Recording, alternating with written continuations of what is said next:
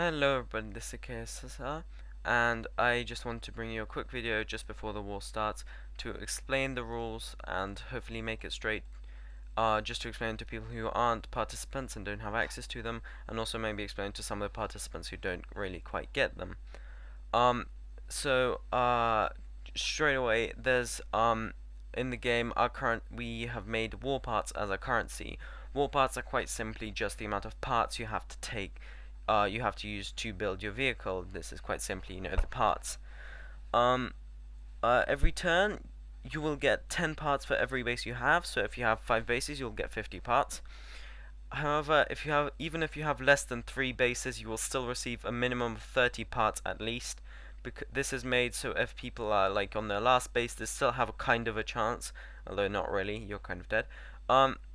If you can recover parts if it lands back in your region and it is undamaged. If it lands in enemy region, it's gone. Neither you nor the enemy can pick it up. You cannot pick up enemy parts because nano explosives, I guess. Also, if some part lands in the ocean, then the person who it's closest to can recover it. Unless it's the enemy, obviously.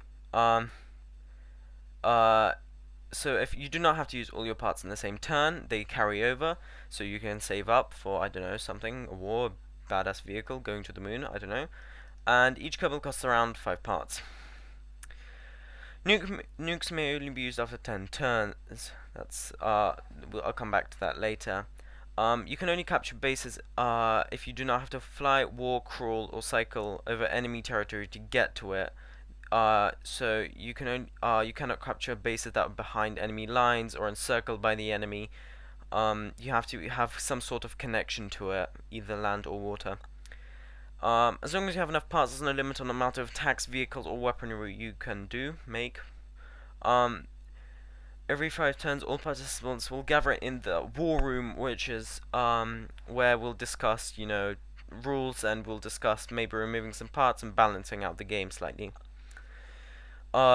Base defenses. Now base defenses can only have a maximum of 50 parts, and they have to be within 50 meters of a base. Otherwise, they do not count as, base defenses. This is they do not have to have the ability to move. You can hyper-edit them to a place around your base as long as it's inside 50 meters. You can damage bases, and a damaged base would not bring you parts and will require 10 parts to fix it. A base is considered damaged if it has been hit by an explosive or a tank shell after all defenses have been annihilated.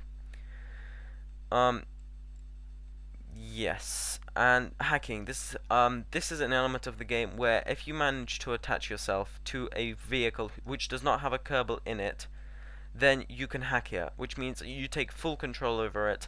You can do whatever you want to it, fly it, swim it, I don't know, make it go underwater. However, you cannot fix it, and you cannot resupply it. You can recover it to gain parts. However, you do not get a blueprint of the plane. You cannot make another one of those. No prisoners. If a Kerbal is in a plane, well, tough. He will not get out. He will not surrender. He will stand firm like the Russians, and he will never leave. You just have to destroy the plane. And no, Zeta Kerbals aren't robots. You can't hack them. Just stop, please. Trading. You can trade parts of anyone. You can throw things over. You can give over planes. However, you have to physically deliver the parts if you want to trade them. Which brings me on to ore. Ore is considered parts in a game. 1,000 ore is the equivalent of a single part. You can only mine ore in celestial bodies. If you deploy ore, so you spawn it from your base, then the amount of the equivalent amount of parts will be taken off your part counter. Yes. If you are mining ore on a celestial body, then between the turn where you mine it and between the turn where you can return the ore, you need to wait a turn. You can't go to the moon, mine it, and then come back in the same turn. You have to give it a turn for people to destroy it, kind of. Yes, and politics. There's currently 5 states in which the countries can be There's peace, where two countries don't actually do anything to each other.